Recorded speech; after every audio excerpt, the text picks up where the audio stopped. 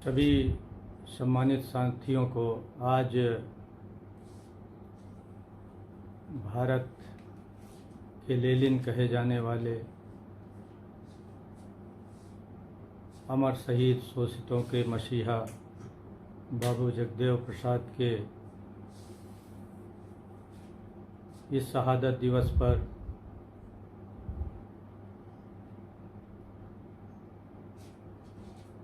हम उनकी क्रांतिकारिता को, उनके विचार को, उनके दृष्टि और दर्शन को याद करें। हम सभी जानते हैं कि 5 सितंबर 1974 को जब बाबू जगदेव प्रसाद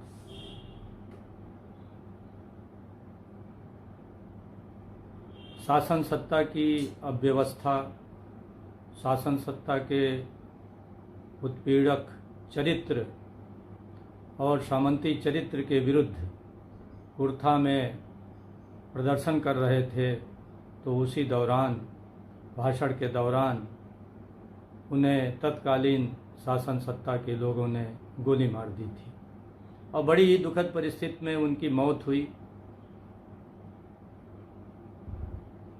उनकी मौत के पश्चात, उनकी शहादत के पश्चात जो उन्होंने एक मार्ग दिया हम लोगों को, जो एक दृष्टि दी, जो दिशा दी, कदाचित उस पर काम बहुत कुछ नहीं हुआ।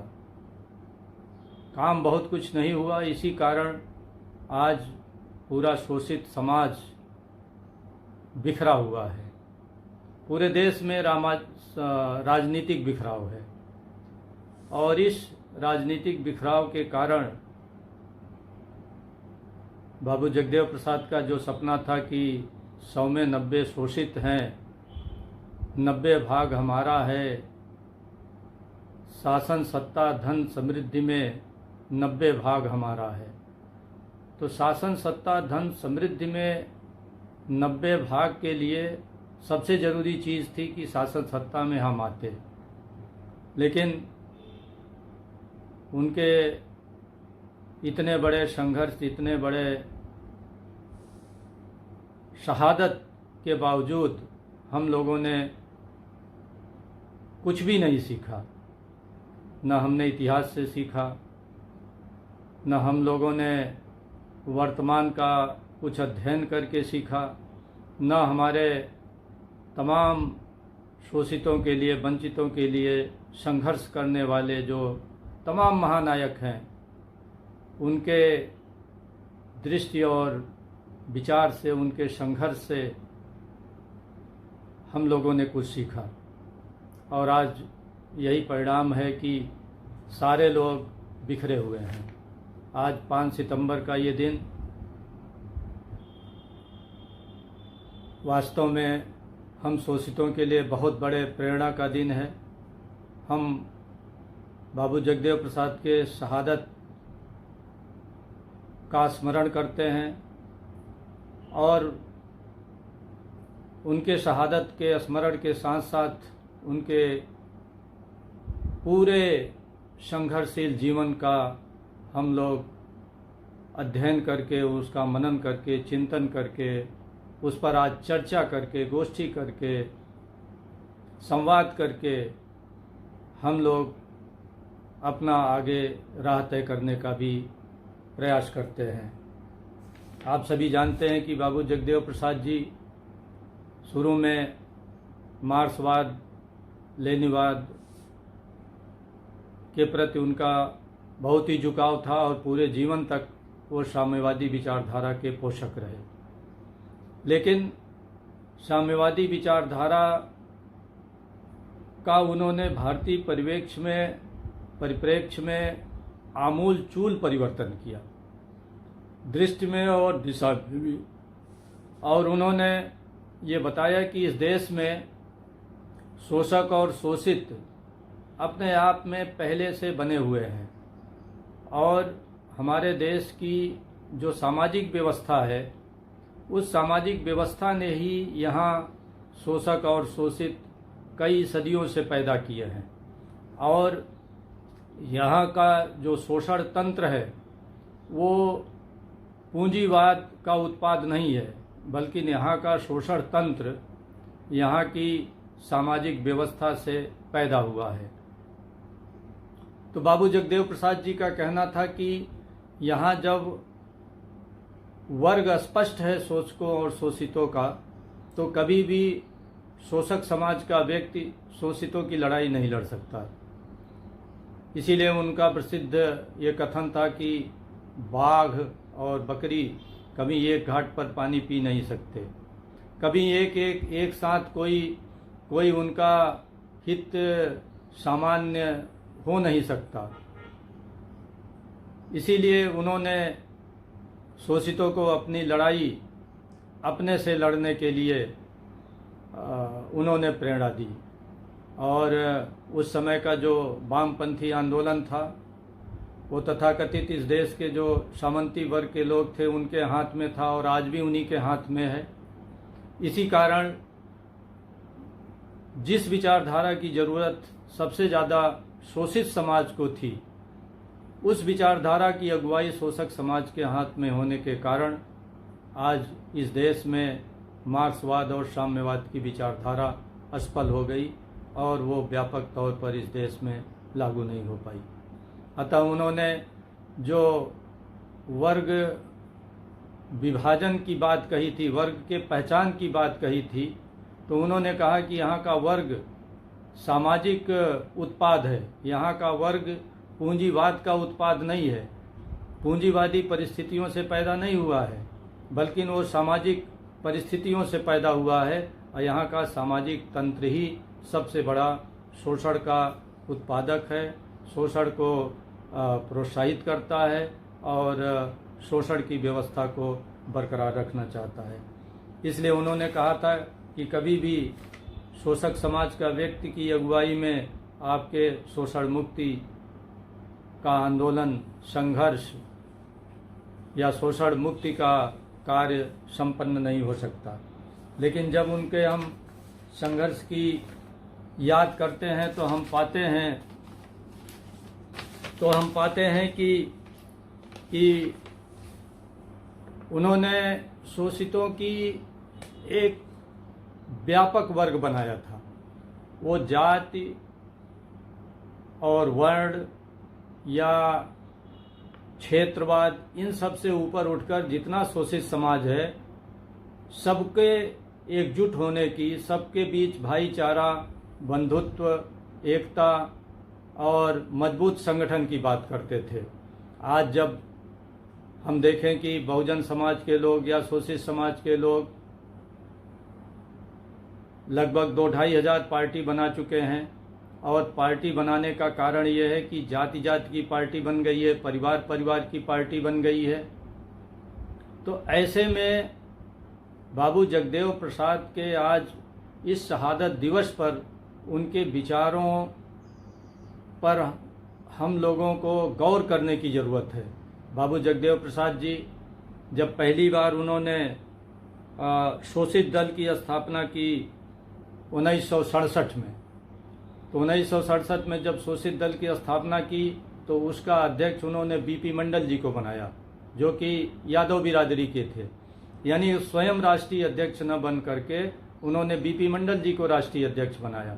और पहली बार जब संवित सरकार बनी बिहार में, जिसमें शोषित दल की बहुत बड़ी भूमिका थी, बाबू जगदेव प्रसाद की बहुत बड़ी भूमिका थी, तो उसका जो मुख्यमंत्री बने वो मुख्यमंत्री बने सतीश प्रसाद सिन्हा। चाहते तो खुद बाबू जगदेव प्रसाद जी बन जाते थे, बन सकते थे, लेकिन बाबू जगदेव प्रसाद के अंदर सत्ता का ताकत प्राप्त करने का या खुद ही सब कुछ बनने का, मुख्यमंत्री या राष्ट्रीय अध्यक्ष बनने का कोई लालसा कभी नहीं रही। और उन्होंने इसी दृष्टि से कि सबको जोड़ना है, उन्होंने अन्य जाति और समाज के लोगों को हरदम पार्टी में राष्ट्रीय अध्यक्ष के पद पर तैनात किया।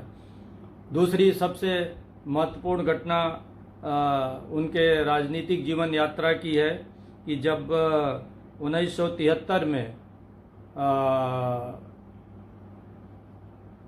बहुत ही दार्शनिक विचारक, चिंतक और ये कहा जाए कि शोषक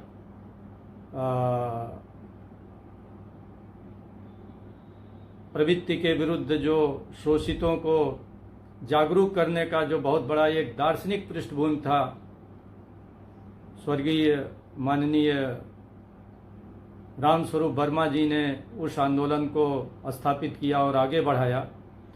तो 1973 में माननीय रामस्वरूप वर्मा जी का समाज दल था और बाबू जगदेव प्रसाद जी का शोषित दल था। तो दोनों दलों ने मिलकर के शोषित समाज दल बनाया और शोषित समाज दल जब 1973 में बना तो उसका राष्ट्रीय अध्यक्ष खुद बाबू जगदेव प्रसाद नहीं बने, उन्होंने रामस्वरूप वर्मा जी को बनाया।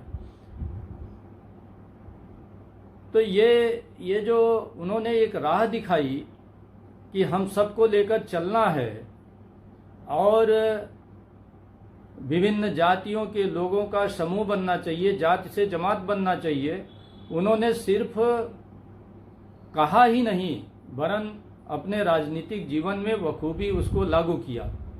आज जब हम जाति जाति की पार्टी बनाए हुए हैं, परिवार परिवार की पार्टी बनाए हुए हैं और सारे लोग बाबू जगदेव प्रसाद जी के शहादत दिवस पर उनको श्रद्धांजलि भी अर्पित कर रहे हैं, उनको नमन कर रहे हैं, करना भी चाहिए। लेकिन सच्ची श्रद्धांजलि नमन यही होगा कि हम उनके आदर्शों और विचारों पर चलें और बहुजन समाज को जाति से जमात में बदलें। और ये जो जाति जाति परिवार परिवार की राष्ट्रीय आजीवन राष्ट्रीय अध्यक्ष, फिर पिताजी रहे आजीवन, फिर उनका लड़का होगा, फिर नाती होगा, तो जब इस प्रकार से पार्टियां रहेंगी तो ढेर सारी बहुजन समाज की पार्टियां बनती रहेंगी। तो आज हमें इससे प्रेरणा लेने की ज़रूरत है कि हम लोग सब मिल कर के एक राष्ट्रीय स्तर की लोकतांत्रिक पार्टी बनाएं। और हम लोगों को इस बात का गर्व है और इसके कहने में हम लोगों को संकोच भी नहीं है कि सम्यक पार्टी का जो गठन किया गया है वो बाबू जगदेव प्रसाद जी के आदर्शों, विचारों, दृष्टि, दिशा और उनके बताए गए मार्ग पर ही किया गया है और उन्हीं की सोच और चिंतन के अनुसार यह बहुजनों की एक लोकतांत्रिक पार्टी विकसित करने का प्रयास किया जा रहा है, जहां एक जाति, एक परिवार, किसी धार्मिक संप्रदाय या किसी क्षेत्र के व्यक्ति का कोई वर्चस्व नहीं होगा। यहाँ पूरे देश से लोगों का प्रतिनिधित्व होगा, विभिन्न जातियों का होगा, प्रतिभाशाली लोगों का होगा और सब मिलकर के हम लोग एक राष्ट्रीय स्तर की लोकतांत्रिक पार्टी का विकल्प खड़ा करेंगे। ये विकल्प बाबू जगदेव प्रसाद इसलिए चाहते थे कि जब तक जिनकी समस्या है, जो लोग शोषित हैं, जो लोग समस्याग्रस्त हैं, जो लोग वंचना के शिकार हैं, जो लोग शोषण के शिकार हैं, जब तक वो खुद अपना राजनीतिक दल नहीं बनाएंगे और शासन सत्ता में नहीं आएंगे तब तक उनकी समस्या का समाधान नहीं होगा। और इसी दर्शन को, इसी दृष्टि को पूरे जिंदगी भर बाबू जगदेव प्रसाद जिए और यही अपने लोगों को उन्होंने रास्ता बताया, यही दिशा दी। इसीलिए उन्होंने कहा था कि आप अपना राजनीतिक रूप से भी स्वतंत्र होइए। वो कहा करते थे कि शोषित समाज का व्यक्ति अगर शोषकों की राजनीतिक दल में राजनीतिक हरवाही, चरवाही या मजदूरी करेगा तो कभी भी स्वतंत्र नहीं हो पाएगा और कभी भी उसकी कोई राजनीतिक पार्टी नहीं होगी, उसका कोई राजनीतिक अस्तित्व नहीं होगा। और जब तक आप खुद एक राष्ट्रीय स्तर की लोकतांत्रिक पार्टी बना करके केंद्र की कुर्सी पर नहीं बैठेंगे, आपकी समस्या का समाधान नहीं होने वाला है।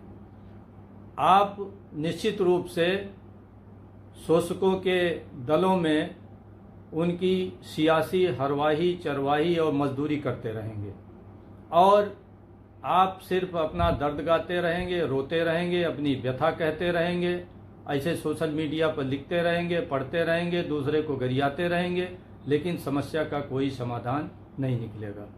आज बाबू जगदेव प्रसाद के उनके शहादत दिवस पर हम सम्यक पार्टी की ओर से और अपने सभी क्रांतिकारी साथियों की ओर से उनको बहुत बहुत हम वंदन करते, अभिनंदन करते हैं और श्रद्धांजलि अर्पित करते हैं, और सभी से ये आह्वान करते हैं कि उनका जो शोषितों को राजनीतिक सशक्तिकरण का जो एक जो अभियान उन्होंने शुरू किया था, जो हमें रास्ता दिखाया था, जो उन्होंने एक संकल्प किया था, वो संकल्प वो उनका जो सपना था आज अधूरा है। उस सपने और संकल्प को पूरा करने के लिए हम लोग कृत संकल्प हो।